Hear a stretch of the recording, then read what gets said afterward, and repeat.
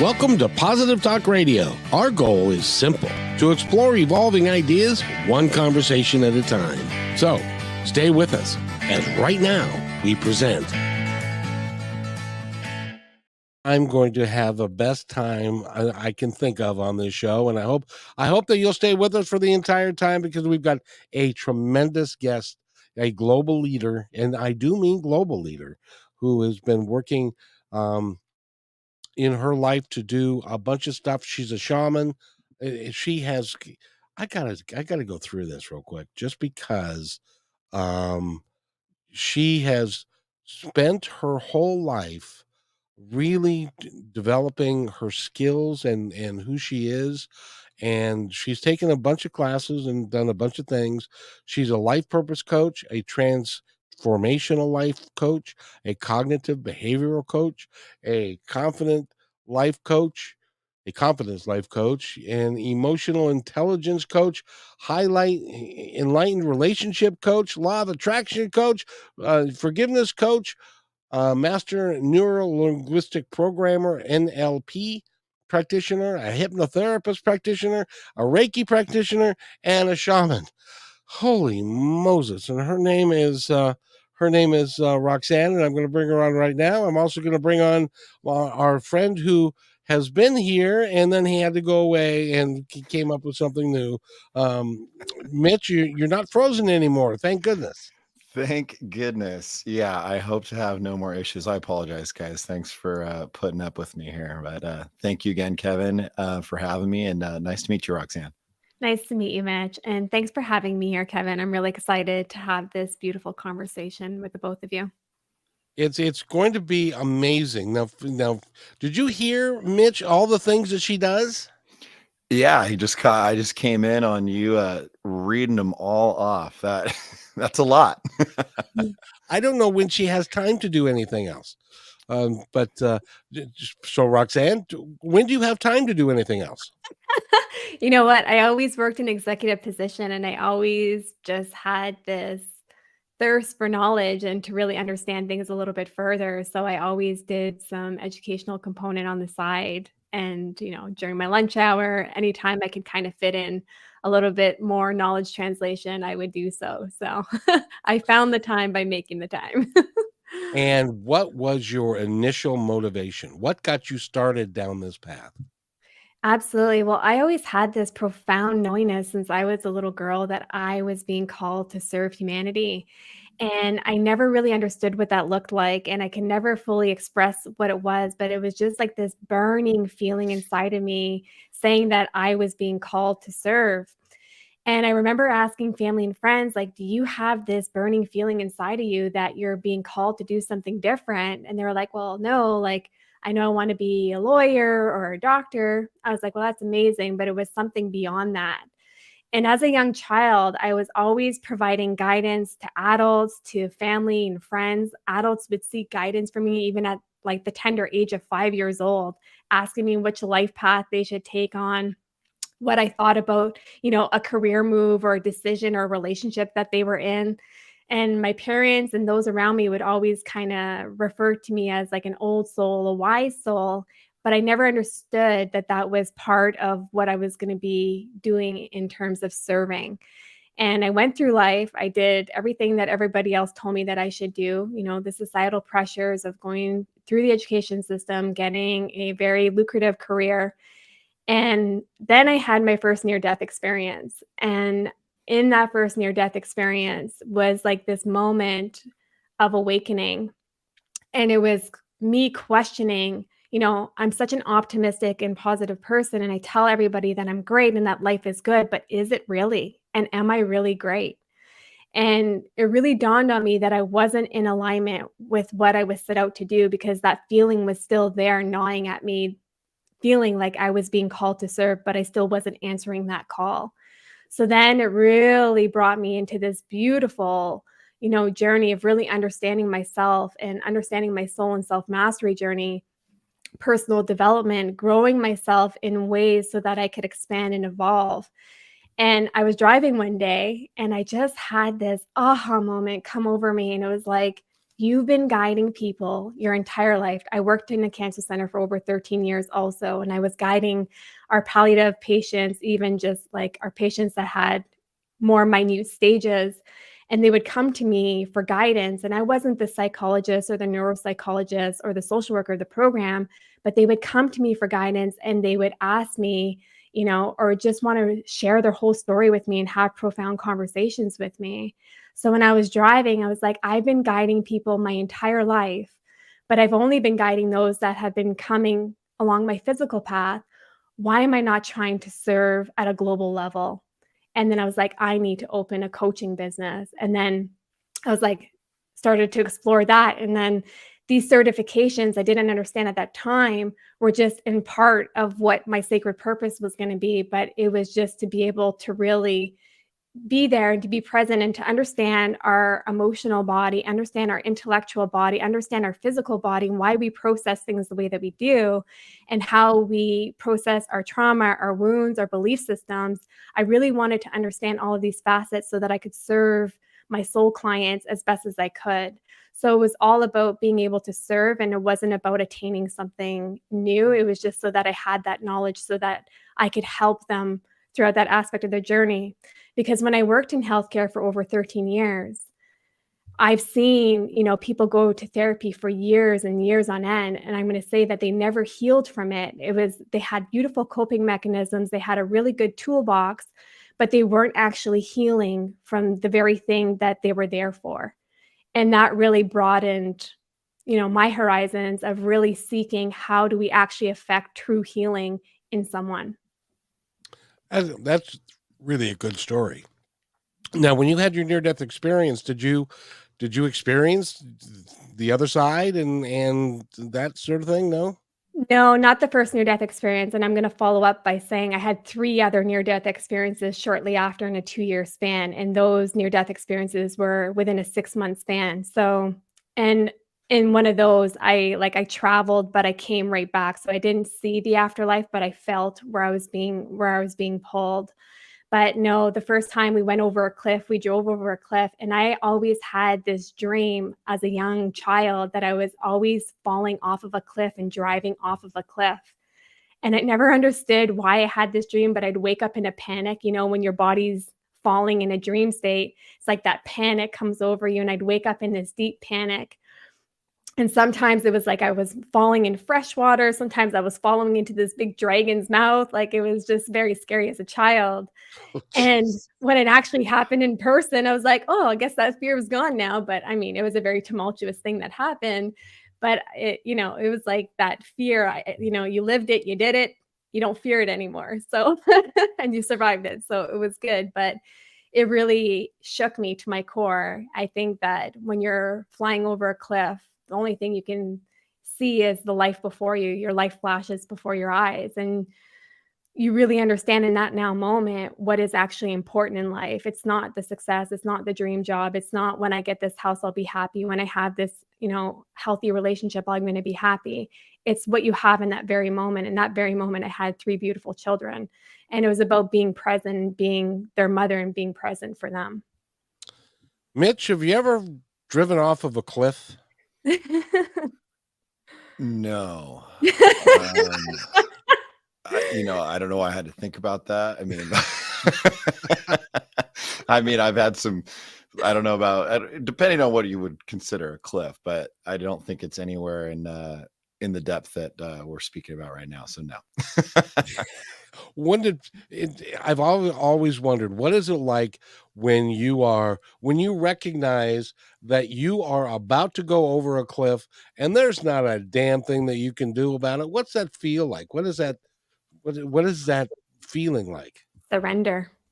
Surrender, because you have no control. And this is a really great analogy for life because we do not have control over anything that is outside of us.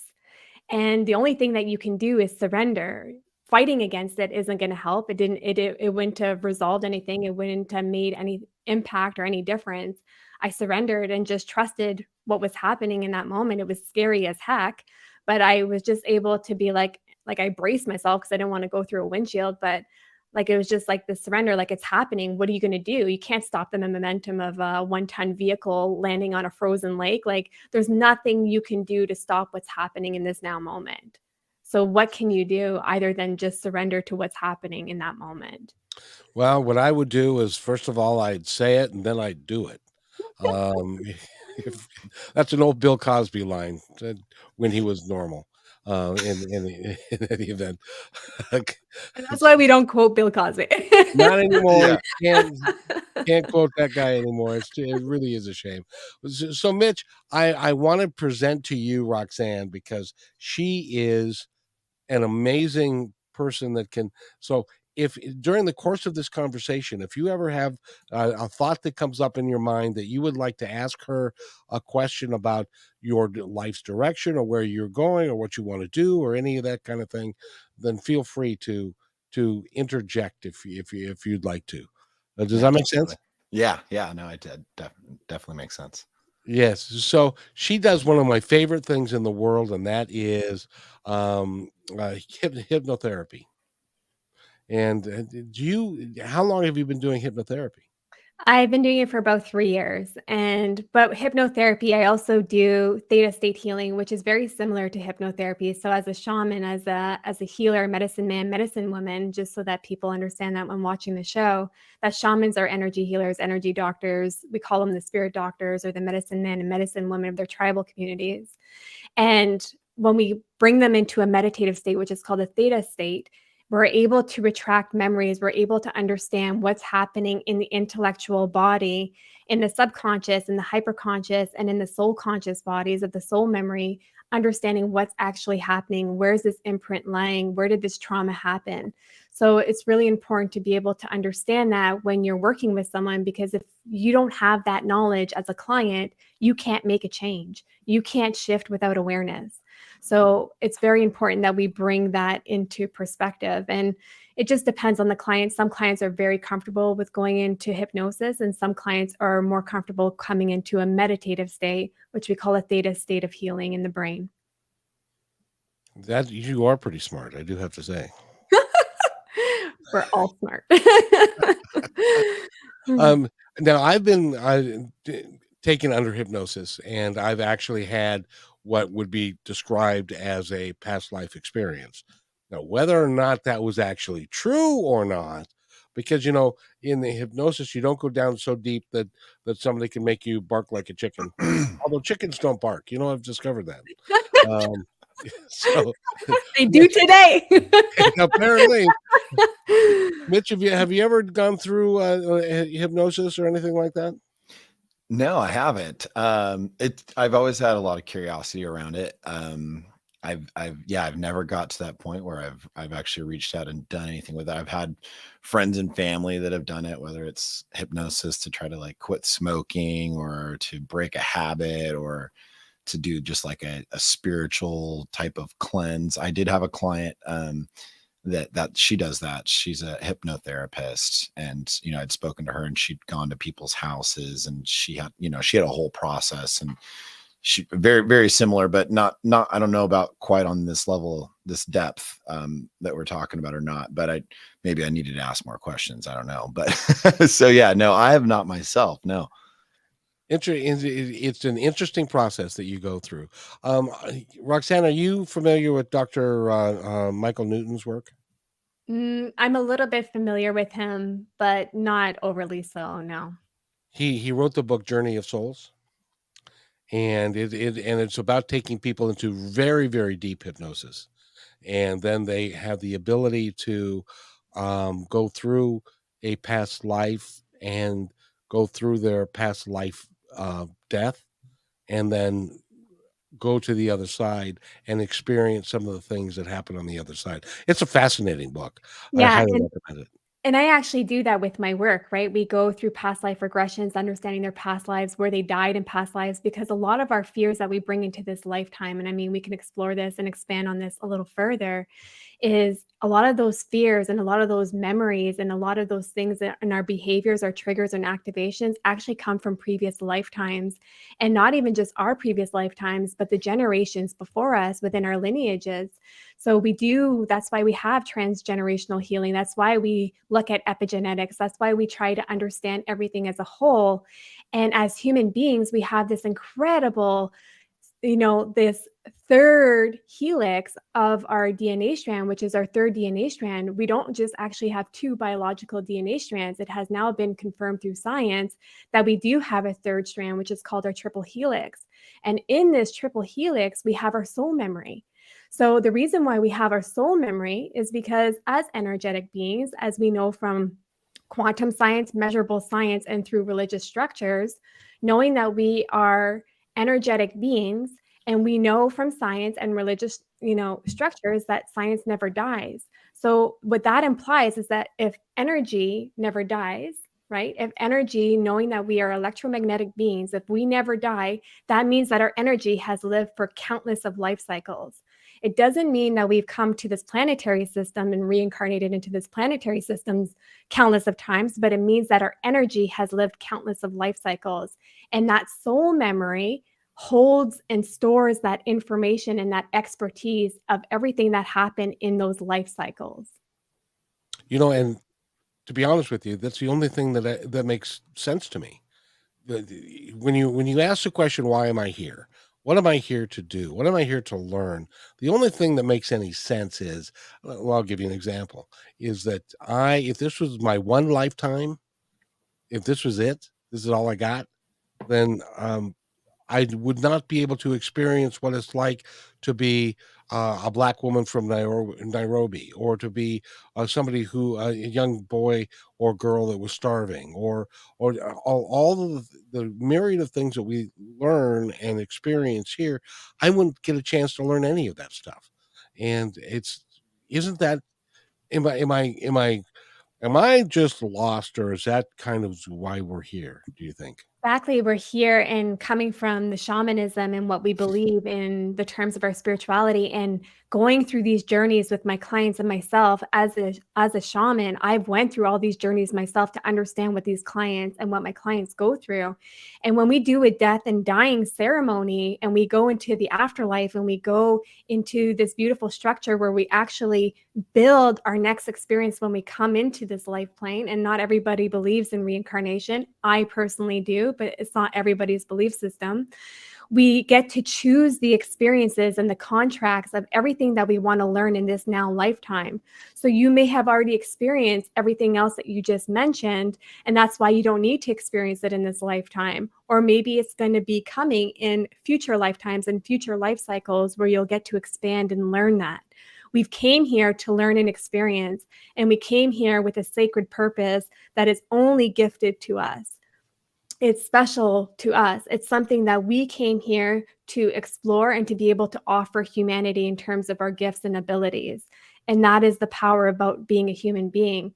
And as many scientists have said, and as many researchers and authors have stated, is that we are human beings having, we have this soul body. So we're literally soulful beings having a human experience. And that is exactly to what it is. So, Mitch, you look like you have a question. Do I? Okay. No, maybe this doesn't pertain to this. I remember I spoke with somebody, it was years and years back, and they had mentioned something to me, and maybe it doesn't, but are you familiar with, or do you ever speak to anything in regards to a fourth dimension? Yes. Yeah, absolutely. We talk Okay. about 4D, 5D. There's all the way up to 12D, 20D. Oh, wow. Okay. There's different dimensions and densities. So Yeah. And I remember that being, trying to understand it. And it was, somebody had mentioned to me and at first was kind of, we were joking about it a little bit, but then it's a real serious thing. And I'm not familiar with anything past that. I think that was where the conversation left off, but yeah, it when you started speaking about some of these things, it kind of triggered that conversation. I mean, we're talking, 5-6 years ago. So I don't remember all the details of it, but yeah, it was very interesting. I remember when I was talking about it. Fourth So dimension. What is that? yeah, so I don't know if you guys have heard this term of reference, but we've heard language around this as like the Great Awakening, the new earth being created. I'm sure that you've had some language around any of these topics. And what that really signifies is as we're coming into more of a 5D of how we're operating, what it really means is that our vibrational frequency is emitting at a different density and dimension. So, where we weren't as conscious, right, where we didn't have as much self awareness, we're coming into a place where we're discovering more self awareness, more consciousness. And when we talk about consciousness, it's about self awareness, it's understanding that everything around us is energy, from the home that you live in, from the cell phone that you have, from the computer that you're on. Everything has been constructed by Mother Earth, or it wouldn't exist in this planetary system. Therefore, carries energy and frequency, just like our thoughts, just like our emotions. So when we come into this state of consciousness, we elevate our frequency, we elevate into different dimensions and densities. So that's how you get to the fourth, fifth, sixth, seventh, and eighth. And if we were to look at mankind in general, the collective that we all are, where are we? Have we got to the 3D yet, or are we still stuck in the 1.5D?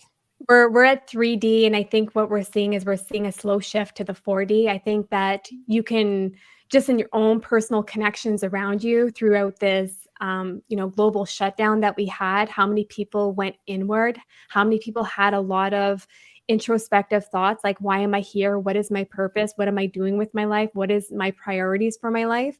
And we're seeing that shift in thinking. And when we expand our thinking, when we don't come into this political correctness of our thinking and this hierarchy and this patriarchalness of our thinking, we expand beyond that. And when we expand beyond that, that is when we start to shift. So right now, I would say we're between 3D and 4D, in my personal opinion. Do we have a choice? Or are we going all along for the ride, or is it some of us that are taking the position that we are raising our vibration, and we're doing that on behalf of the collective? Is that how that works? Yeah, and I think we're seeing that, right? As the collective expands, as we grow, and as we elevate our consciousness, naturally the collective augments itself. And it's not to say that everyone's gonna, come into their state of consciousness. It's like predicted that a lot of people won't awaken to what's happening, but a lot of people will be, they'll have an idea of what's happening, but they won't understand that that consciousness is actually within them. So what happens with that, even though that you have all, like say 80% of people that are conscious, you still elevated the frequency and the density of the earth plane. You still, right now, we're very in our masculine energy, very about construct, monetary systems, government systems, like work, like push, push, push, hustle, hustle, hustle mentality, burnout, burnout, burnout. Well, that's masculine energy, where the feminine energy is coming in. And as a human being, we all have a masculine and feminine energy, just like we have a light and a dark energy within our entity. So when we're seeing here, and as people are awakening to their gifts and coming into their creative senses, we're seeing this shift come in as the feminine energy is coming in and the masculine, and it becomes like a beautiful harmonic flow, because you need that duality, you need the polarity of it. But right now, we don't have a polarity. Right now, it's mainly in the masculine energy of the push, push, push construct mentality. So we're just starting to see this shift where people are taking autonomy over their own life. They're taking that sovereignty and their power of choice. They're starting businesses that they never anticipated or thought they were going to start, because they're following their knowingness. They're following where they're being guided, because they know that they are not fulfilled in this now moment in what they're doing in this moment. Relationships are changing. And I'm sure you saw that through the pandemic, through your own connections, how many relationships dismantled in front of you, because people are realizing that it's not serving them. It's not what you can't ignore it anymore. Once you're aware of something, once you have that understanding and that knowledge, you can't unknow something. Exactly. And Mitch, I got to ask you, because I haven't asked you this yet, and our relationship is just on its beginning stages.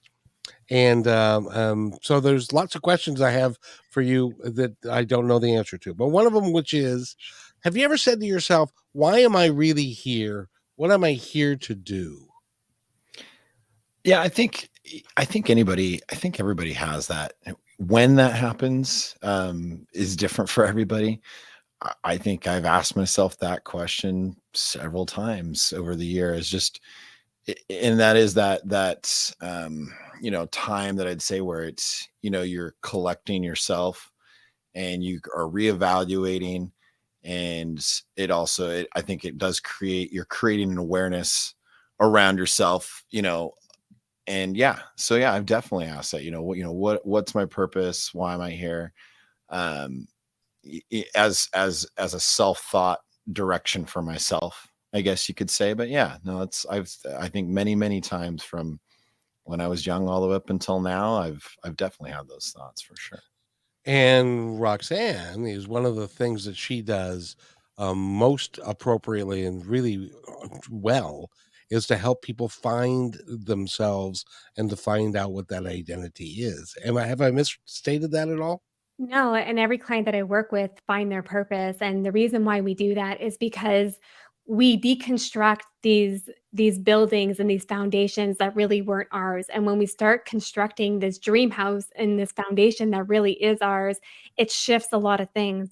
And as shamans, for me in my practice, I like to bring them through journeys to find their purpose. When you connect with divine intelligence and with, God, source, universe, whatever that may be for someone, when you connect with that and you get the information translation of what you're intended to do and what sacred purpose was put inside of you, that is the most powerful thing that you can have, because all of these questions that you once had, why am I here? What am I supposed to be doing here? Like, some people feel like they were just born in the wrong timeline. Some people feel like they don't even belong in the communities that they're in or in the family dynamics that they're in.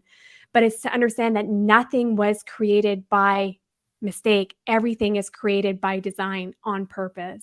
And in shamanism, what we believe is that 80% of our life is predestined, but 20% is free will. And a lot of people might believe that 100% is free will or 100% is predestined, but we believe that we still have the power of choice. We're given a choice on a daily basis to either go down this path or that path, but at the end of the day, we still have a destiny to fulfill.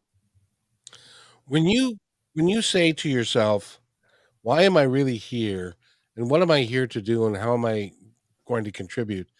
Is that the beginning of making of that change happening at its core? Absolutely, because when we have curiosity and we give ourselves time and space to discover that and not feel shame and guilt for exploring that, for saying, what's happening in my life right now just doesn't feel in alignment, that is the most powerful thing that you can do for yourself, because you're coming to a place of recognition. You're coming into a place of awareness where you're ready to make a shift for your life. And it doesn't have to be some grandiose thing. Doesn't mean that you're going to be serving at a global level, but maybe you're supposed to be working with agriculture. Maybe you're supposed to be working with animal kingdom. Maybe you're supposed to be making music. Maybe you're supposed to be painting, right? We get all of these little puzzle pieces throughout our journey in the careers that we have, in the family dynamics, the relationships that we have. And we have all of these teachings and these learnings of wisdom that we've attained from every single thing that happened in our life. And these are the little puzzle pieces that we put together and we create this bigger vision. And that is what life is meant to be. So if we're leaning in with curiosity and we're not leading our life by being ego led, we're leading our life by being soul and intuitively led, that becomes such an empowering place instead of a place of disempowerment where we're living out of fear, scarcity, and lack, to not want to make a shift in our life because we're scared of the unknown. When in the reality, we've never known what the future holds. Nobody does. And we've lived every moment and we've looked at it and we viewed it as milestones. As babies, we didn't know how to crawl. We began to crawl. Then we began to walk. Then we turned our sweet 16. Then we went off to school. Then we, maybe bought a house and got engaged and got married and had a lucrative career. They were all considered milestones, which we didn't fear because it was our perception and our perspective of how we viewed it. And that's how we have to view change. Change isn't scary. It's just when we let the ego run and drive the car, right? Drive our being, that's when everything becomes scary, because it's doing its job in trying to keep us safe, because that is the brain's mechanism, is to keep us safe, but it's doing its job too well. So when you have that discussion with yourself and you say, "Oh, is this all there is, and what am I here really to do?" And then you pay attention. At least in my case, it started out with I met these certain people right right after the day of, in fact, and that one of those certain people determined that why don't we do a radio or a television show, which turned into a radio show, and then my job changed, and KKNW changed its format, and it all worked like perfectly. I didn't do any of it. It just showed up. Is that how it happens? That's exactly what happens, and that's what we call divine timing, and divine doesn't mean that, it has to be tied to a religious structure. Is that everything happens in the time and the due process that it's intended to. And this is the thing about the masculine energy that we're in this now moment, is that everyone is pushing and in this hustle mentality. You look at most business and entrepreneurs, and it's like a market. It's like like think about those olden day markets, like here, I'm selling, push, push, push, push, push, right in your face, where it really needs to be that the people that are going to be drawn to you are going to be naturally drawn to you because that's part of their soul design. When we release that need of control, when we go into that state of trust and surrender, we're actually able to receive the reciprocity, the law of reciprocity. When we talk about the laws of nature, those are the guiding principles and the universal laws. So it's not the law of attraction, it's also the law of reciprocity, that we can actually receive the things that we want to. So by not creating a forceful action, which you didn't do, right? You just allowed things to happen as they were intended to, and look what happens. That's what happens. Miracles happen on a daily basis. It's us that gets in our own way of them actually occurring. Boy, Mitch, she's pretty smart, isn't she? There's a couple words I'm gonna have to write down and go look up later, just to make sure that I that I completely understand what's happening. No, yeah, I'm sucking it in as much as I can right now. I'm a sponge. Well, I got to tell you, I've been doing this a long time, and she is one of the most gifted people that I've ever met, who can talk in terms of why we're here, what we're here to do, and in terms of universal energy and all of those things. And you're just really gifted at this. You've been doing this, and you've really have made it your life work, and you are phenomenal. And so I want to thank you for that. Well, thank you. But, it really isn't. It's just part of my sacred purpose, just like you all have your gifts and abilities that are incredible. And I wish that I had a little bit of that also. So it's just what was part of my purpose here, was to be able to help with this global shift that we're seeing in this now moment. Yeah, so Mitch, you came onto this radio show, and it just sort of happened, and maybe it was part of your destiny. What do you think? You know what? I would say that you are right, Kevin. It did kind of happen. It's always, doing things like this, and we've talked about a lot of different things. Always been something that I'd say more the last year, 2 years, that I've been looking to get involved in. I have a lot of things that I'm trying to put out there, similar to what you've built, and I'm super happy to be a part of it. But yeah, I do look at it as like, wow, that this is just was kind of meant to be, if that makes sense. I think really honestly everything was meant to be. And do you agree with that, Roxanne? Absolutely. And I think that when we force something, that's when it's not meant to be, because it never pans out. But we do have a learning, and we do end up attaining wisdom from it. But the things that are truly meant to be it's a resonance that you just feel. You can't explain it. It's a full knowingness. And as a spiritual leader, it's really important, as I mentor other, upcoming spiritual leaders, is that don't take what I say as your truth. Take how you feel in the words that I say and how they resonate with you as your truth, right? Because that is the power of what it is. And when we can come from a place where we can just feel in the presence, our energy receptors are incredibly accurate. And I don't know if you guys know this, but we actually have 4 brains, and this is scientifically proven. And one of our brains, and actually they just discovered a 5th brain in our heart, but we actually have a brain in our gut, and our gut is known to actually make more concise decisions than our actual logical brain in our skull. So to know that when you can go into that state of feeling, why you're being drawn or why you're being pulled to something or why you landed on some podcast or why you landed, on someone's website. Nothing was by mistake in terms of that. But if you're forcefully seeking something, then it becomes something different because that's a forceful action and it's not in alignment with you. And whenever we are in that forceful state, that's when we don't receive that reciprocity, kind of what we were referring to a little bit earlier. Is that where the saying comes with go with your gut? Go with your gut, literally. Did you ever not listen to your gut? Oh man, there's so many things to listen to.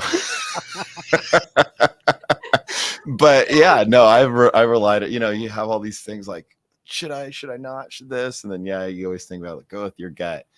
And I guess I never really thought past the saying, but when you're talking about that, I was like, okay, all right. It makes a little sense now. Yeah. Have you ever left your house and while you're leaving your house, you have a thought that says, don't forget your cell phone. And you say, I'm just going to the store, sit down the street. I don't need my cell phone. So you leave without your cell phone, then you get into an accident, and then you don't have your cell phone. Has that ever happened to you? That's what happens. So we have to listen to that intuitive knowingness because that intuitive knowingness is always connected to divine and infinite intelligence and to the quantum and the holographic fields of everything around us, right? Just because we don't see it doesn't mean that it's non-existent. Just like our cell phone frequency and the radiation from our cell phone, we don't see it, yet we know that the signal is coming to the phone. The same thing happens in the energy grid that surrounds us. So people that are psychic or mediums or they utilize that energy, they're not crazy, and that it is a real thing that science is not quite yet to embrace. Is that right? Quantum science has really started to explore this, and they are affirming a few things. Measurable science is a little bit different, but I mean, spirituality has been around for over hundreds and thousands of years since the beginning of men. So I would tend to believe more spirituality than science, but I know that some people are very scientific and need that measurable, that quantifiable aspect to really believe something, that factual aspect. But when we think about love, when we think about feelings, you don't see love, right? You just feel it. You feel the emanation of love. You can feel someone's love coming towards you by their actions and just by their energy, their presence.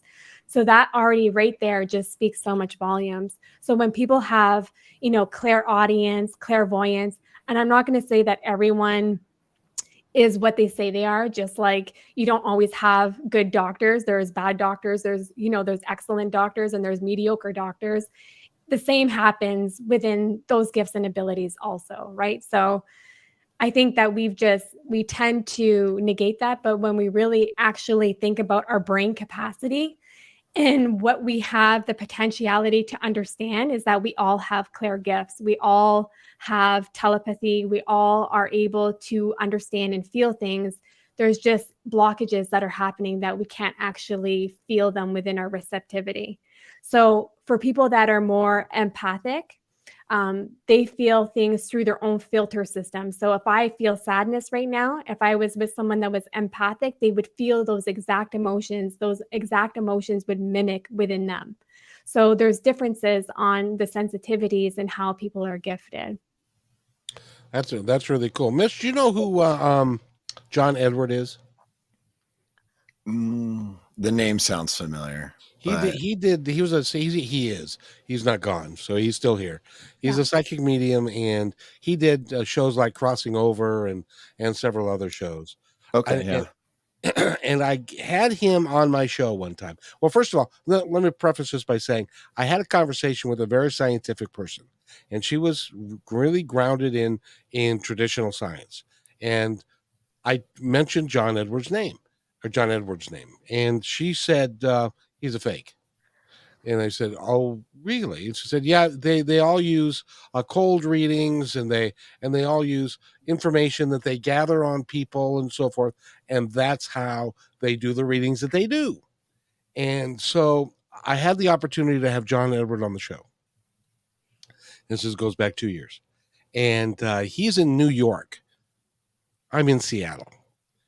At that time, I didn't know how many people were going to be listening to be able to randomly call in, so I set it up so that I could have 3 or 4 or 5 people lined up that they could get a reading from John Edward, because that's what he does, because he was gonna come to Seattle. This is right before COVID happened, and he was gonna come to Seattle, and so we were gonna promote him. And, so the first person that I had call in was my sister.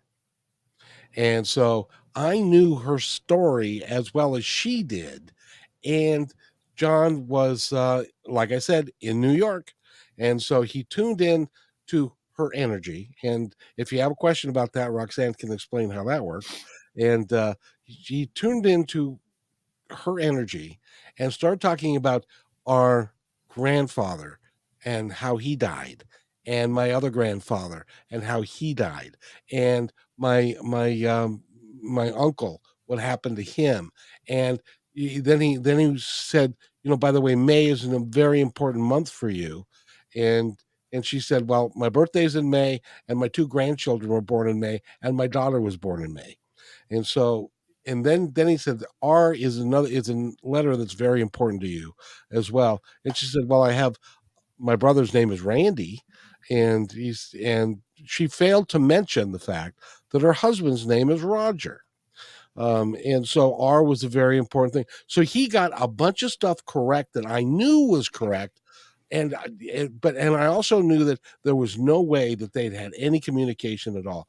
Roxanne explained that to me. How was that possible any other way? It isn't. And I mean, like I said, you're always going to have those that are a little bit questionable, and then you're going to have those that are really outstanding. And when we don't understand something, we tend not to believe it, but it's when we don't understand something that we should lean into it with more curiosity and understand why that is the way that it is. Because as a healer and as a shaman, what I do is I also have mediumship gifts and clairvoyancy and clairaudiency, where I'm able to see those that have passed because I cycle pump them from an aspect of the middle world, what we call it, and I bring them across the veil. So for me, it's very important to believe in those gifts, because everything that happens around us, everything that is constructed within our imagination is our actual reality, is the dimensions of our reality. Everything that is forceful, that is within the ego, that's just part of our ego, having visions or having dreams, different types of dreams. So when we understand that our emotion is actually, and our imaginations are actually our reality, it creates such a beautiful matrix, because the unseen world is unseen, right? It's not something that we see with the focused eye, but when your eyes become unfocused and you become intuitively connected, you can see presences, you can see, shapes, you can see things that happen, you can see different spectrums of light. And as you elevate your frequency, you can see different spectrums of light, and you're able to see things and understand things that you just quite like you can't really fathom, because it's so out there. And I remember my first, medium experience. I was at my massage therapist, my first time ever meeting her. And I was laying on her table, and I could just feel this presence in the corner, and it kept showing me a man, like in my vision, in my receptors, was showing me this man, and he was in the corner, and he's like, tell her that I'm her father. And like, he was telling me how he passed of cancer and all these things. And I was so apprehensive to say anything, because I'm like, she's going to think I'm woo-woo. Like, she never met me before. And I'm like, hey, this dead guy that's talking to me right here, and it never happened to me. So I was kind of questioning it a little bit also. And I was apprehensive, and I just said, you know what? I said, I'm just gonna say something. I said, this is gonna sound really bizarre, but I just need to be able to express it. And she's like, yeah, for sure. And she was very open. I said, did your father pass away? And she said, and then she started like, well, I can hear her welling up as she's giving me my massage. And she's like, yes. And then I started describing the man that's in this corner. And she's like, that's my dad. That's my dad. And I said, did he die of cancer? And she said, yes, he died of cancer. And I said, okay. I said, he's worried right now. I guess he's showing me your mother. And she's like, yes, my mother is very ill right now. And like, we're not sure like what's going to be happening with her. And I was like, okay. And like, I didn't really have much more to say after that, but I was like, oh my goodness. And then it just started happening over and over again. I'd be getting an ultrasound, and all of a sudden, like, the ultrasound tech, I'm like, like, I don't want to ask her. Like, this is kind of awkward. But I'm like, do you have a grandmother that passed? Like, because you're apprehensive because you don't understand. But when you start exploring it and then you get these affirmations, you're like, that's bang on. You're like, okay, like, it's not just something that's in my head. I'm actually being shown something. And that's how it happens. Mitch, have you ever had a psychic reading done for you? No, I have not. I have not. I'm sorry. I keep answering no to all these questions. No, but see, this is a really good thing because Yeah. it opens up a whole myriad of things and possibilities for you. I have been witness to probably, gosh, 3, 4, 500 readings in my time on the various radio shows with the various guys like John Holland and John Edward and others and stuff. And I firmly believe them to be absolutely true. Now, Roxanne is absolutely right. Just like there are baseball players, and then there are great baseball players, and there are guys that can't hit above the Mendoza line, which is like 190 and stuff like that. So we all come with our various gifts. But my question for Roxanne is, do you have to set it up? Can you do spontaneous readings? How does it work for you? It usually just depends on where I tap into the energy. I never actually try and intentionally go into someone's boundary. I'm very respectful of people's boundaries. I don't try and overstep, but if I can sit with it for a little bit and just like connecting and understanding a little bit more of the person's story, all of a sudden things start appearing for me. Oh, really good. So when we do the radio show on Friday, can we do any readings, or is that setting it up and providing too much pressure? Yeah, I think like more I can do more energy readings, really understanding like their current life. But to say that like a past one will come through for me, it's not always like just when I want it to happen. I'm not I'm not an expert in that way quite yet. It just happens when it happens for me. So, but energy reading, yes, like that's part of what I do. Definitely can read energy, read, their soul design and understanding like their life and whatnot. But psychic is like our mediumship. It's like it comes to me when it comes to me. It's not something that I'm ever forceful with. Now, Mitch raised rather than his hand, he raised his finger. So it's kind of I feel like that's it's the polite way to do it. I don't know which one looks better. No, I had a little break in internet connection. I'm not sure if you said this, but I did have a question, and it kind of pertained to what Kevin asked. Is the readings and the things that you do you offer that? Is that something that you can do virtually through this? You talked about energy and you talked about all these things. Is it something that you need to be or with somebody next to them, like you'd mentioned the massage thing and stuff like that, and you're able to do a virtual, with somebody, Zoom or whatever it may be, something like this, it's video, and you're able to, I guess, feel, see, communicate, or however that may be. So I was curious about that. Yeah, absolutely. And I have a lot of seer capabilities also, but in the shamanic world of what we call like the type of healer that I am, I'm called a void healer. So I have all the gifts that most shamans like they specialize in. I have a little bit of all those gifts. So what ends up happening is I'm having a session or I'm working like I do a lot of energy healing, a lot of like soul regression, karmic cord releases. I do energy extraction, soul retrievals. And when I do that work, sometimes the loved ones come, right? Their ancestors will come and they'll be present. And I will just let them know that they're there. And my clients are like, they know how I am now. And they're like, okay, like just tell me everything, like everything that they're saying. So it just depends. And for some clients, the ancestors don't come through and it's just their past life self comes through and I'm able to understand what their past life was. But the thing about what I'm really able to visualize and really where my specialty is that when I sit with a name and a little bit of context, like when I just meet someone and if they ask me to do like a reading on them of like why they came into this planetary system, I'm literally able to understand and to give them an exact outline of why they're here, why they had to go through the wounds, why they had to experience maybe an absent father or anything like that. I'm able to understand everything a little bit more in a higher context, and the way that it gets channeled to me is in a higher context, but it gets channeled to me and I get like a vision of like what they signed up for in this lifetime. So those are the types of readings that I will do for clients too, and people I just meet. I wish we had more time because it would be fun to make Mitch squirm a little bit. Oh no. Kevin loves to do that. Just throw me these curveballs. I am and I do that. Yes, I do. And yeah, like if someone's like I always ask, like what ends up happening is usually like after I connect with someone, like even on a podcast, eventually I'll just get like this knowledge translation come to me. It's like this channeled information, and I just write it all down because like it won't stop until I do. And then I asked the person, I said, listen, this message came through. It just explains a little bit of what you need to release in order to grow a little bit more and to expand. And then as soon as I send that to them, like with their permission, they're like, oh my goodness, like, how did you know this? Like, this is bang on. Like, thank you. It was like that affirmation that they needed. Instead of wondering what they needed to fix or what they needed to adjust in their life, it was like, it was concrete, it was there, and it resonated with them as their truth. So that's the most powerful thing about the readings. Wow.